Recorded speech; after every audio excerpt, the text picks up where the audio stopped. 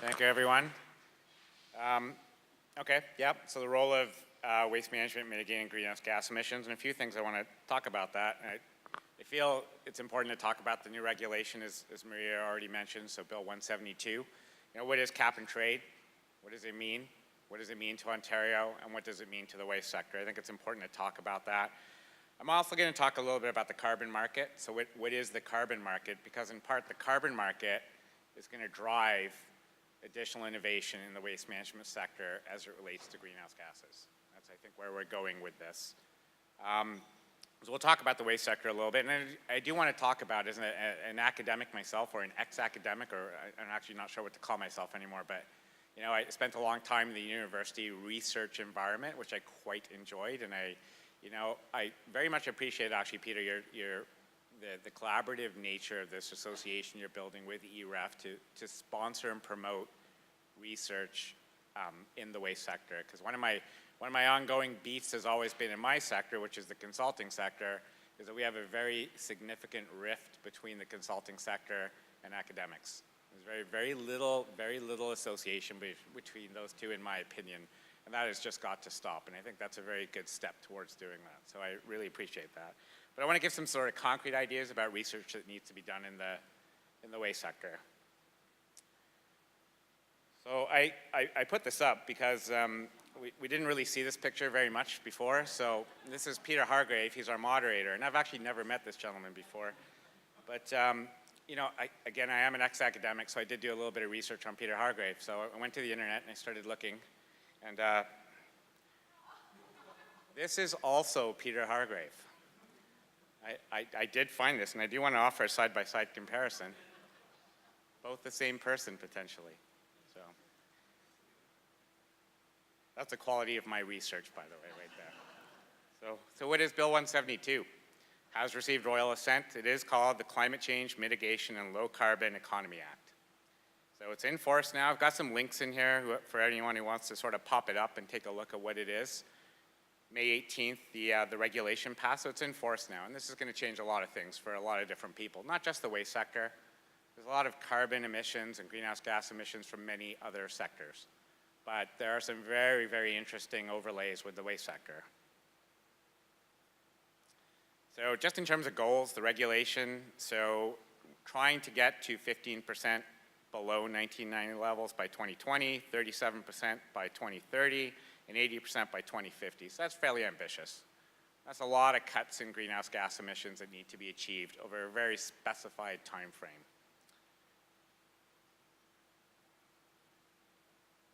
I'm not sure what's going on with that figure there, but okay. So what's behind the nice little figure there is the functional unit. So just, we have to define a functional unit when we're talking about greenhouse gases, and then the functional unit in the greenhouse gas world is 1 ton of carbon dioxide equivalent. So that's what we all talk about. And different gases have different global warming potentials. They have different effects on global warming relative to carbon dioxide. Methane is 25 times worse of a greenhouse gas than carbon dioxide is, so it has a global warming potential of 25. Some chlorofluorocarbons are in the tens of thousands, so different gases have different numbers. Just for perspective, and you can't see it on this, and I apologize for that, or I guess you can kind of see it a bit. An average car on the road, emits something on the order of 5 tons of carbon dioxide per year, just in regular use using a gasoline fuel. So that's from a quantitative standpoint, that's what that looks like, what a ton of carbon dioxide sort of looks like.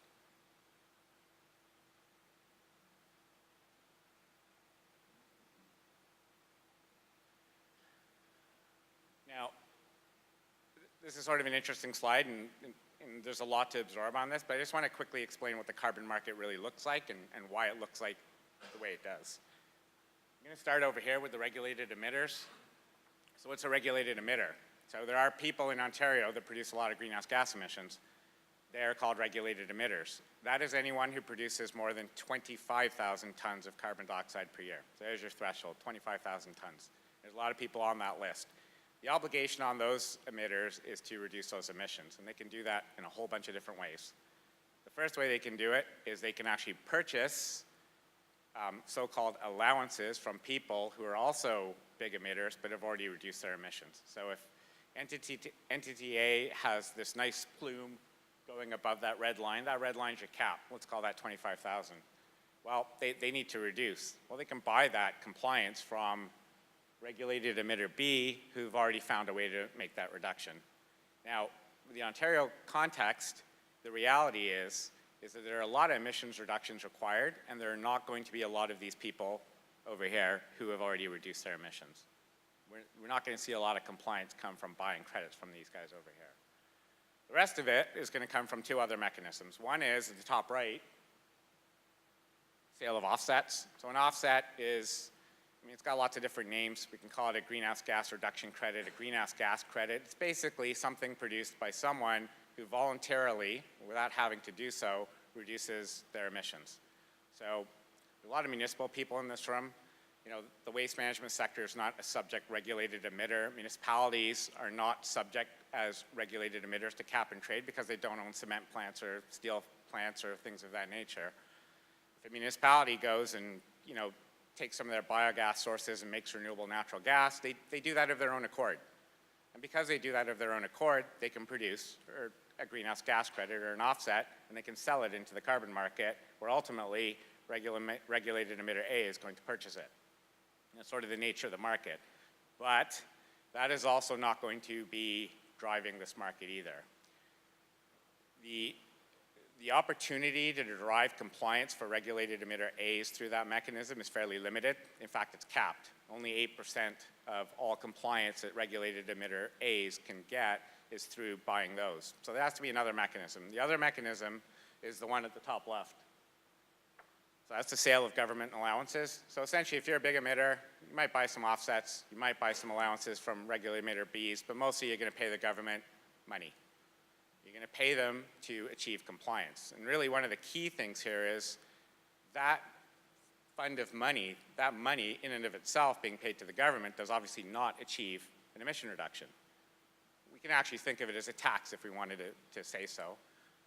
That money then has to be redeployed to actually achieve the emission reduction. And that is where we sit today. And today, and as of a couple of weeks ago, we actually have some sense of what the government is going to do with that money via their Ontario Climate Action Plan to achieve the actual emission reduction that is required. So that top left pot is the big one, is the most important part of this. And waste management fits into that.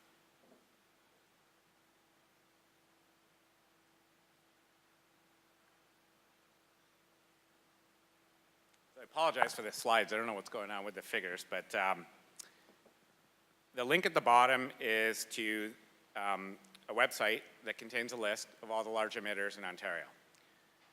So if you're on the list, you have some kind of an obligation. And I just took a snapshot out of here, and I did want to say, because I've got some municipal names on here, and I said before, municipalities aren't emitters. Well, they're not. That is the total list of municipalities that is on the emitters list. There's no one else on there. And none of them actually have to reduce their emissions. So that's sort of, this is not really a municipal consideration from an emission standpoint. The second part gives you some examples of some of the big emitters. So SR, Steel, Algoma, basically, Dofasco, Imperial Oil are on here. And you can see the quantity of carbon dioxide emissions they need to reduce. So 5 million tons is a lot. If you go back to the car example and sort of divide that out and figure out how many cars that would have to take off the road in order to achieve that emission reduction, you get a sense of the amount of dollars that are going to go into this for some of these big guys to achieve compliance. It's a lot. They have a lot of, there's a big gap there, and they have a lot of gap to make up.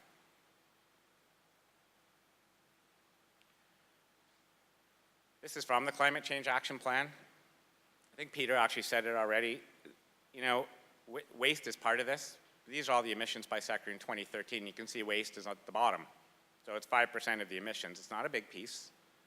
It's not the biggest piece. So as I go through the action plan, we're not going to see the majority of the emphasis on the waste sector, but there is some emphasis on the waste sector, and there are some mechanisms for the waste sector to contribute. One of the realities is, if you look at greenhouse gas emissions from the waste sector in the last 10 years, 20 years, we would, and if we were able to map that out, and I don't know if this data actually exists in that sense, we would be able to map out a pretty large reduction in greenhouse gas emissions from our sector for a couple of different reasons. I'm going to talk about that a little bit later too.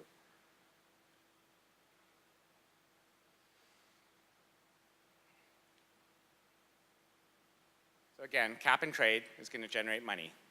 That money is going to be held by the government, and the government is going to deploy that via the action plan that you see on the right into projects. I call these low-carbon infrastructure projects, for lack of a better word, but there's a number of different areas in which that money is going to be deployed, and they're all listed here.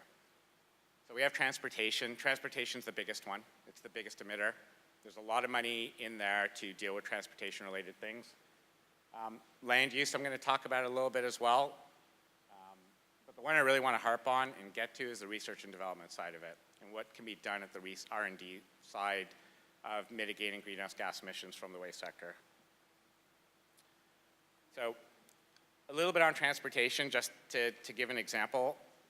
There is $100 to $155 million available via the Climate Action Plan over the next 5 years to create biofuels to blend with natural gas. The reason this is happening is because the natural gas distributors in Ontario, the Union Gases and Bridges, are subject to cap and trade. They have a very large obligation to reduce emissions. So part of this money is going to be dedicated to creating renewable natural gas. And when I say renewable natural gas, I mean biogas blended out and stripped of its contaminants, so it's pure methane that can be injected into a natural gas pipeline.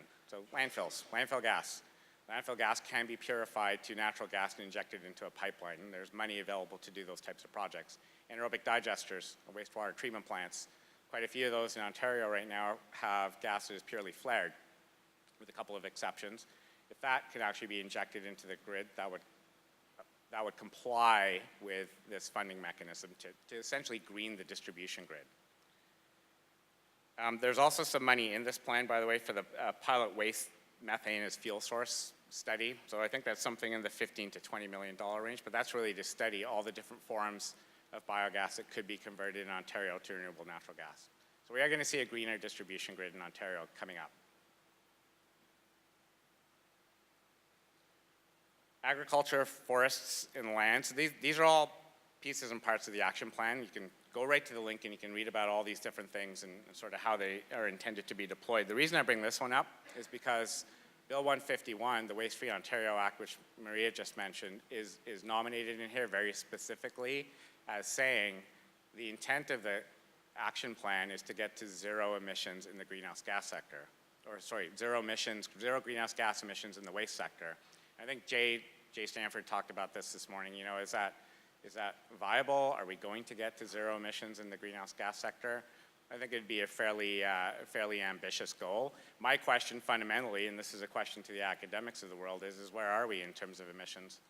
We did a lot of work in collaboration with the Ontario Waste Management Association to look at the waste sector, to look at all the emissions. And I think if you take that data and you look at it from an actual life cycle perspective, I think you'd probably make a reasonable argument that the waste sector could be looked at as a sink of greenhouse gases. But that is something that probably needs to be fleshed out from, you know, a life cycle perspective. Where specifically are we right now with respect to the entire waste management chain?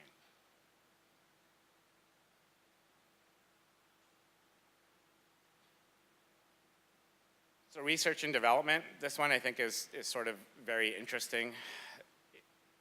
Zero carbon or low carbon technology is something we already employ in Ontario in the waste sector. We already have it, we're already using it. A couple of examples of it.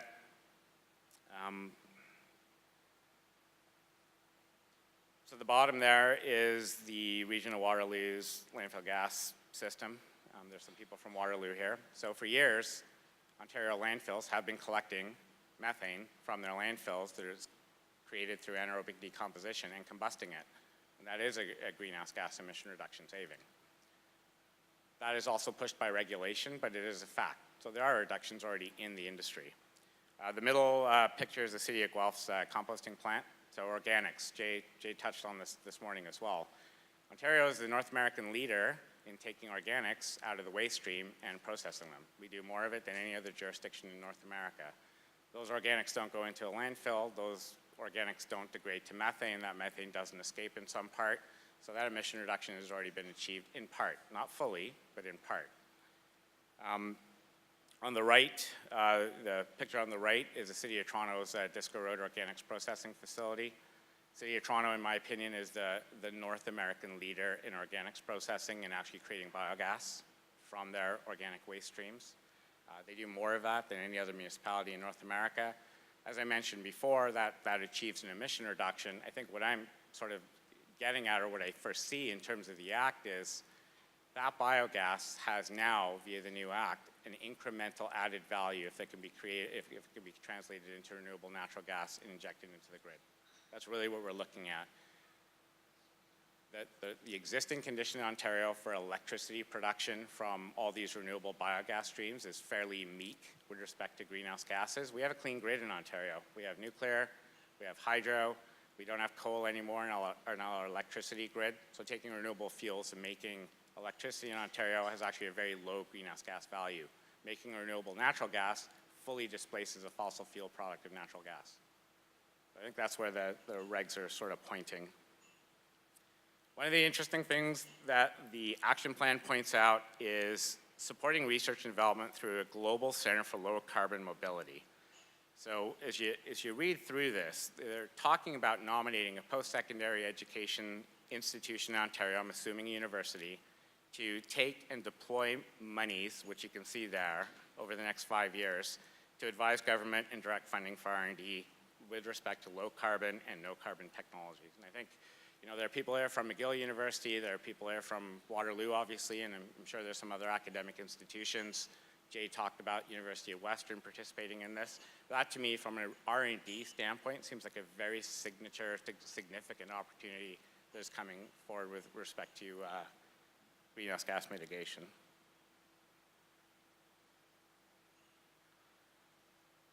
The third part of the R&D component of the action plan is to support innovation and commercialization of new low-carbon technologies. So actually support research in low-carbon technology directly and to help deploy it. So this is actually to demonstrate through accelerators and clusters, proof of concept, and actually deploy some of these additional technologies. And that's where I kind of want to finish this presentation in terms of what can that money really be used for? What are the signature things that we really need to see in the waste sector? We've already achieved emission reductions. I think one of the most important things is to figure out what those emission reductions are. And with OWMA, we did a lot of work on this. I don't think that's going to complete the entire picture on where exactly we are. Are we zero greenhouse gas emissions in the waste sector? Probably not. Are we close? We might be. Where have we already come? What else do we need to do? So my sort of thought on this is to do the actual life cycle footprint of the Ontario waste sector. Where does all the waste move?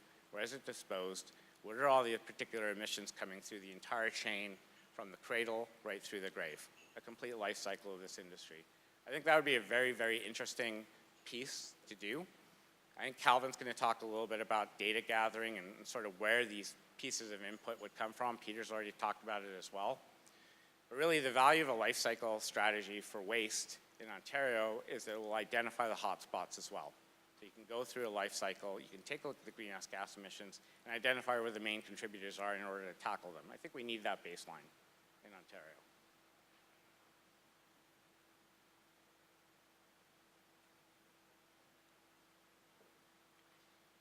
If we're already recycling in Ontario, and we are, Maria's touched on that, if we're already processing organics, if we're already collecting landfill gas, if we're already converting our garbage fleets to compressed natural gas, additional emission reductions have to come from other approaches. So the Enerchem plant is on here. I think Christian is here from Edmonton, so I showed a picture of the Enerchem plant in Edmonton. This is a waste to biofuels plant. This is taking high calorific value materials, putting it through a Fischer-Tropsch process to convert to methanol, and then an additional catalytic process to make ethanol. Ethanol production from waste, from a greenhouse gas standpoint, would probably be, bang for buck, the most significant greenhouse gas reduction technology you could employ in the waste field, because you're producing a liquid fuel that is going to offset petroleum-based fuels in the industry. So, is there a lot of this happening right now? There isn't. The Edmonton plant is really the only commercial scale plant in Canada. There are very few of these in the world. Why is that? Well, I don't think it's because there's a lack of the technology or the understanding of it. I think there are still some technological hurdles to be overcome with respect to refining syngas. Jay also mentioned that as well, syngas quality. Waste is heterogeneous, we all know that. When you try to gasify waste, you produce a syngas that's of a certain quality. You have to clean that in order to make value-added liquid fuels. I'm not sure anyone's fully overcome that hurdle yet, and Enerchem is certainly trying with their first commercial plant. Renewable natural gas I've already talked about. I think someone here from the city of Hamilton. That's a renewable natural gas plant at the Woodward Avenue wastewater treatment plant. It's taking digester biogas and creating renewable natural gas, I think using a water scrubber technology. There's no real research component to this. This is established technology. We have membranes, pressure swing adsorption, cryogenics. There's a number of different options to take biogas, convert it to natural gas. I think plastics is a very interesting concept, and I know this is going to sound a little bit theoretical and a little bit academic, but you know, this whole concept of the biogenic argument and energy from waste, well, you know, that argument essentially entails a piece of plastic that is created by a petroleum-based product, by something that's pulled out of the ground. Well, if that plastic comes out and is used and then is disposed of, you know, if someone takes that plastic and then thermally treats it and liberates all the carbon dioxide in it, you've created a new emission into the atmosphere. And that's sort of, to me, a very perverse argument, because that would insinuate or insist that the only good thing to do with plastics that are based on fossil fuels is to put them in a landfill and sequester them and hold them there forever. That's the only argument that can come out of that. And in fact, the Ontario government is sort of looking at it that way, because energy from waste in Ontario, as it relates to greenhouse gas emissions, is not considered a reduction scheme. It's considered a net emitter. So I think, you know, there's some truth testing that needs to be done around that. What really is the perspective with respect to plastics and energy from waste? Is it actually a greenhouse gas reduction technology, or does it actually add something additional to the atmosphere?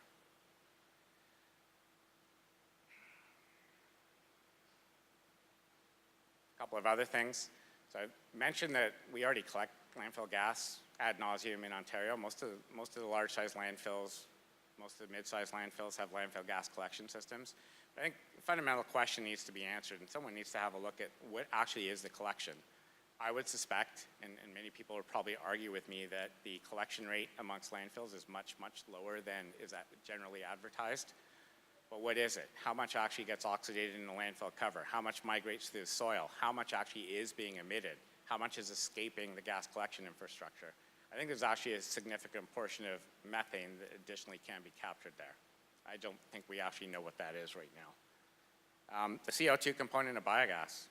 Biogas is created biologically and anaerobically. It's methane, it's carbon dioxide. We can capture the methane. The carbon dioxide is released. You know, are there technologies or approaches to capture that carbon dioxide component of the biogas and sequester that and not release it? That's not something that I believe anyone in North America is doing with biogas streams right now. So potential area for research and development.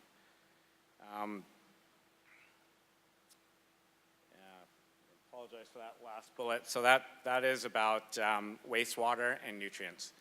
So we have a lot of, I mentioned before, City of Toronto has an anaerobic digester. They produce liquid effluents. Those effluents have nutrients. Those nutrients include nitrogen, phosphorus, carbon, sulfurs, all those types of things. Is there additional technology out there to reclaim those nutrients and pull them out of the stream to make a value-added fertilizer product? I think those approaches exist. Whether or not they're commercially viable right now, whether or not there needs to be additional research in those areas, we don't know right now. And they're not being popularly employed. That's it for me.